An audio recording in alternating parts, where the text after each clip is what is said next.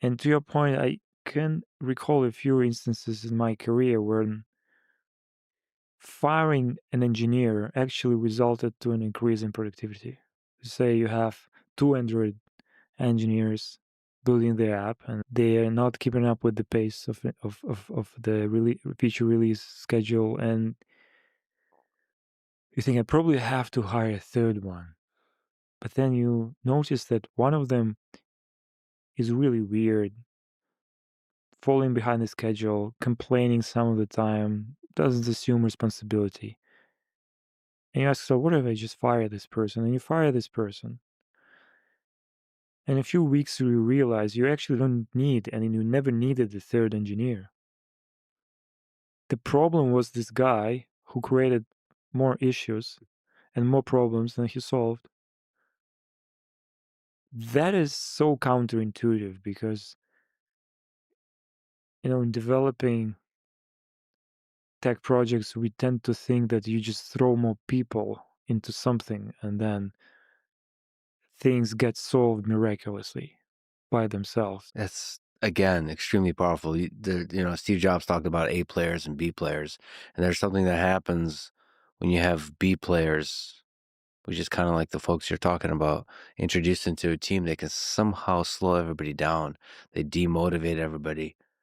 Oh, yes. Because the other thing that people don't realize is how demotivating working with the B player is.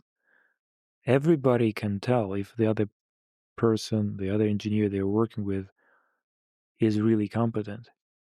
And if it's very visible, if the person is not comfortable, they're asking the wrong questions, they keep lagging behind.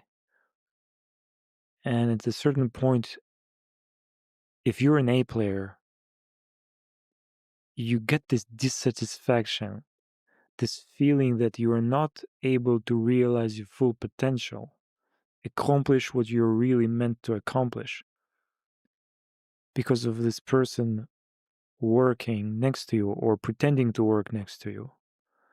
And by the way, in some cases, it's not because the person is lazy. In some cases, it's just, their intellectual ability is not there. It's not about experience. Most often, it's about natural ability and persistence.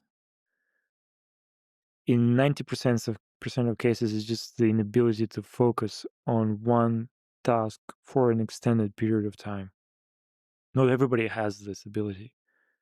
So for people who do have this ability, it's an insult to work alongside someone who is distracted and cannot go deep in the projects that they're responsible for.